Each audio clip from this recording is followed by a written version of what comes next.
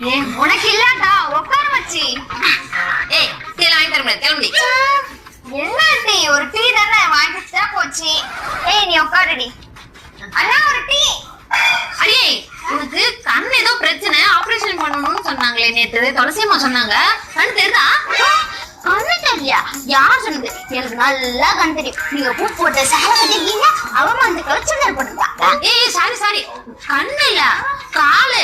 உன் கால் ஏதோ கார் ஆக்சிடென்ட்ல உடைஞ்சு போச்சுன்னாங்க, நடக்கவே முடியலன்னு சொன்னாங்களே. காலா? இங்க பாருங்க.